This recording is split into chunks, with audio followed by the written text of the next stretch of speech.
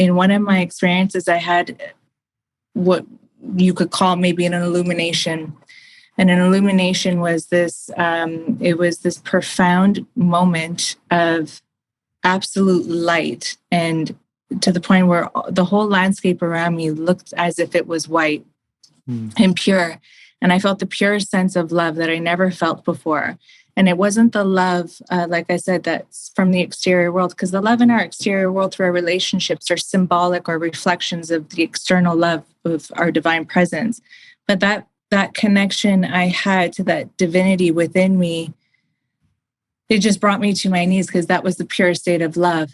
And it was the highest state of consciousness I had ever felt. And from that moment on, I started having intuition or divine guidance. We all have it. It's just, are we conscious of it or are we not? Are we tuned in or are we not? Every human being has this because we are birthed from it. It lives within us. It is our actual makeup and our energetic form, right?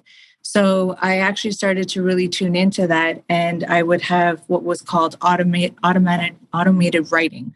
I didn't know what that was at the time, and so I would just have influxes and floods of writing, and I have multiple journals and diaries of all kinds of writing, from poetry to wisdom to scientific. I don't know, it's just a lot of stuff.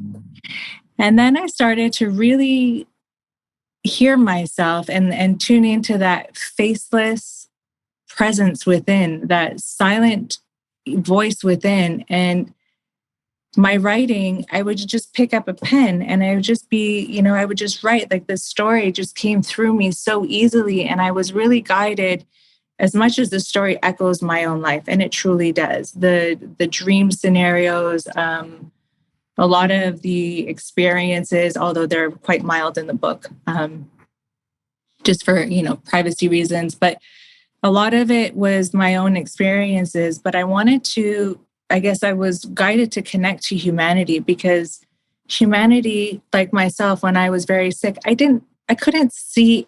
If you told me, oh, you're in complete power of your life and you just have to tune into spirit, you probably wouldn't get a good answer from me at that time, because I was very frustrated and I was I was in a dark sense of place.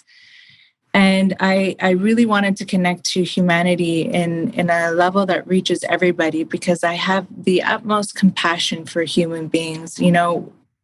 It's not easy in this life. We're inundated.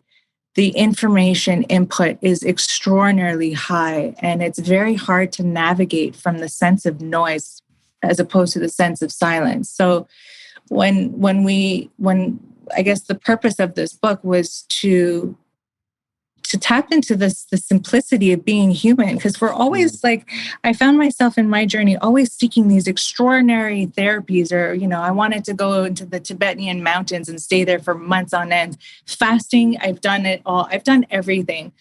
And I'd always come back to myself. And as soon as I come back to myself, that whole ascension process or the transcendence process that everybody is seeking, it happened instantaneous to me the second I was by myself within myself. And I didn't have to do anything to get there.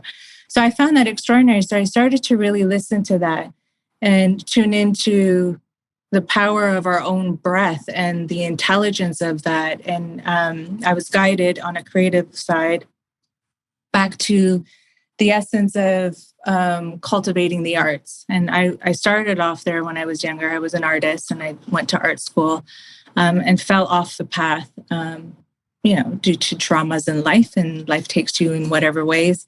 And that started to open up again to me. And I started to really have a beautiful relationship with story and what story actually means. And I went back and I started, through my own dreams and through my own divine providence and guidance, I was guided back to really, really ancient script.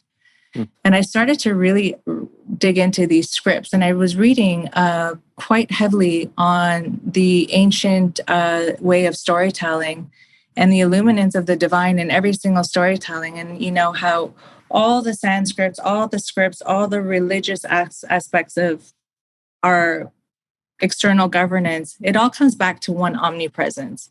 And the religions and all of these scripts have all been the divine storytellings of truth, the truth that that lives within. And this is the difference that I understood very quickly when I started going through all my processes, especially when I was writing. When I write, I actually have the most illuminated experiences. I get carried off into different realms of consciousness, and I'll write my writing and then I'll have another diary. But I was really brought into different areas of self-discernment in those processes, and I was connected to divine wisdom. And the difference between divine wisdom and knowledge is it's an unveiling, it's not a seeking. And when I came to understand that when you're really tuned into a divine wisdom, you're no longer seeking it. It's a revelation. It's the rebirth of a new mind through the unveiling of the truth within you. So all the resistance I had my entire life to find purpose, find meaning, this and this, it just fell away, because it was the first time in my life I actually became connected to the realization of who I truly was, because I didn't have to seek it. I just unveiled it. So then when that veil dropped and I started to tap into this divine wisdom, my creative aspect came out, because that wisdom is the expression of our divinity in which we are born from. So we're all born from Creator. We have our parents, but then we have our, the parent.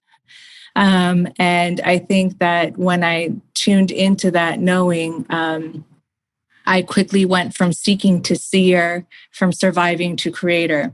And I was no longer trying to survive the world and my identity, because the identity that I had been attaching to, I knew very quickly was false. It was fabricated, through our daily lives.